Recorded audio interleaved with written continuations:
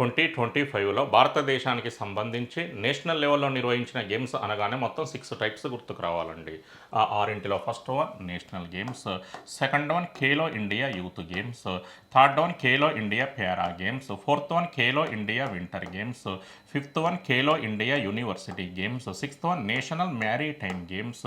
ఇక్కడ ఎం అంటే ఏంటండి? మ్యారీటైమ్ అంటే సముద్ర సంబంధిత అని అర్థమండి. ఈ ఆరింటిలో 4 ఖేలో ఇండియా గేమ్స్‌తో సంబంధాన్ని కలిగి ఉన్నాయండి. సాధారణంగా ఖేలో ఇండియా గేమ్స్ అనగానే మొత్తం మనకు ఎన్ని రకాలు గుర్తుకు రావాలండి?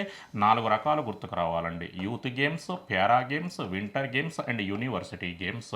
మరి ఈ ఆరింటికి సంబంధించి 2025లో నిర్వహించినవి 38th national games, 7th Khelo India youth games, second Khelo India para games, 5th Khelo India winter games, 5th Khelo India university games, first national maritime games. అంటే ఇటీవల భారతదేశంలో నిర్వహించినవి ఎన్నవ మ్యారీటైమ్ గేమ్స్ అంటే మొట్టమొదటి. నెక్స్ట్ అండి 38th నేషనల్ గేమ్స్ను జనవరి నుండి ఫిబ్రవరి వరకు నిర్వహించారు. ఏ రాష్ట్రం ఆతిథ్యం ఇచ్చింది అంటే Uttarakhand. 7th Khelo India youth గేమ్స్ను మేలో నిర్వహించబోతున్నారు. ఏ రాష్ట్రం ఆతిథ్యం ఇవ్వబోతుంది అంటే Bihar.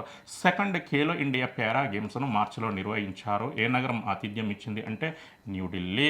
5th Khelo India winter గేమ్స్ను 2 దశల్లో నిర్వహించారండి, జనవరిలో మరియు మార్చిలో. జనవరిలో లడఖ్ ఆతిథ్యం ఇవ్వగా మార్చిలో జమ్మూ అండ్ కాశ్మీర్ ఆతిథ్యం ఇచ్చింది. సాధారణంగా భారతదేశానికి సంబంధించి వింటర్ గేమ్స్ అనగానే 2 కేంద్రపాలిత ప్రాంతాలు గుర్తుకు రావాలండి, Ladakh and Jammu and Kashmir. Next అండి 5th ఖేలో ఇండియా యూనివర్సిటీ గేమ్స్ను 2025లో నిర్వహించబోతున్నారు. ఏ రాష్ట్రం ఆతిథ్యం ఇవ్వబోతుంది అనేది ఎక్కడ కూడా క్లారిటీ లేదండి.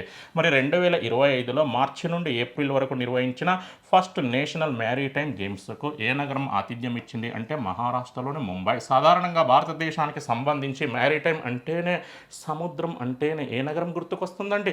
ముంబై. నెక్స్ట్ అండి మరి భవిష్యత్తులో నిర్వహించబోతున్నటువంటి 39th నేషనల్ గేమ్స్కు ఆతిథ్యం ఇవ్వబోతున్న ఈశాన్య రాష్ట్రం ఏంటో కామెంట్ సెక్షన్లో కామెంట్ చేసే ప్రయత్నం చేయండి.